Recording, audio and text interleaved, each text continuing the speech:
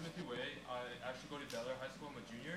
And my question to you is, since you were talking about the problems with illegal immigration, rather than trying to prosecute like more and more illegal immigrants, wouldn't you believe that it's better to try to control the flow of illegal immigrants? And what would your best method of preventing illegal immigration be? What I will do, and it's a great question, is to expand the Del Rio program of zero tolerance on the entire southern border. It's already being done in the Yuma sector, and in El Paso is actually prosecuting a lot of cases. What Del Rio is doing is just common sense. They're enforcing existing law with zero tolerance, but they're making exceptions for humanitarian reasons, women with children, or somebody that's coming over looking for medical help, to just put them right back across the river.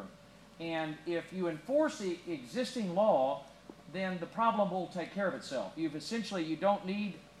actually don't need any new law. You do need a wall in certain places. All you've got to do is enforce existing law with police officers out there that'll use their common sense and their good heart to distinguish between a thug covered in tattoos carrying guns and drugs versus an economic migrant who paid $10,000 to come up from El Salvador.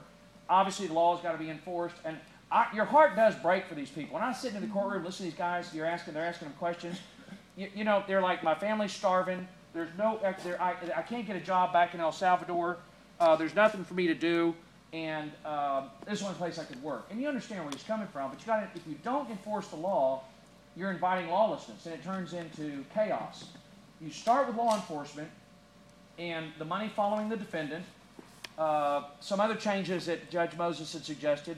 The paperwork, for example, because of the, they just did a very common sense thing with the computer programming, so that when the marshals fingerprint these people, they got 10 prints, and they do the facial recognition, and they talk to them, and they book them. All that information used to take how many hours per person? Like hours per individual. Probably 28. 28, incredible amount of time and energy to input all that information. Well, they import all that in a database that goes, and I watched them do it. It took like 5 minutes now. They had, I don't know how many, for the next day, it was like 30 or 40 people they were prosecuting the next day, and it went zip and uploaded in about 2 minutes. And then when they actually sat in front of the judge, excuse me, it was actually about 24 people. It was about this many people, and everybody, the judge handled them all one at a time. Do you understand you're pleading guilty? Did anybody make you do it? Do you understand your rights? You know you're going to prison. You broke the law. I mean, he goes through everybody, zip, and he got everybody done in about. It took longer because I was actually getting asked questions. It was fascinating. Once the law is enforced, then the second thing is to make sure, again, you don't need a new law. It's illegal if you're here illegally and you're not a citizen, you can't get welfare. You're not supposed to get food stamps. So one of my other projects I'm working on is get the subcommittee chairman that's in charge of Health and Human Services to cut off the money to all the states that are handing out food stamps to illegal aliens. This is just, it's so simple. And again, nobody needs to talk to Boehner. You don't need a new law. We don't need any new laws. You just need people in Congress that are willing to go take the time and the energy to figure this stuff out. So you enforce the law at the border.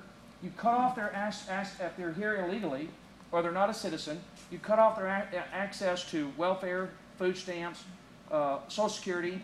You make sure that employers have to verify they're hiring somebody who is here legally or a citizen, or they lose the tax deduction.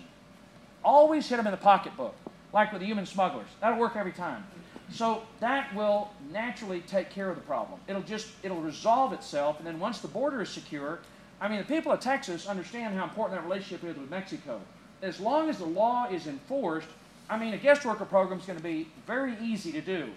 And as long as you enter the country legally, you honor law, come here, learn English, pay taxes, get on track to become an American citizen, do it the right way, we'd love to have you. And another question I had the judge ask them was, why didn't you do it legally? And without exception, every one of them said, it never occurred to me. I never thought about doing it legally because it takes so long, it's so complicated, and my cousin knew somebody.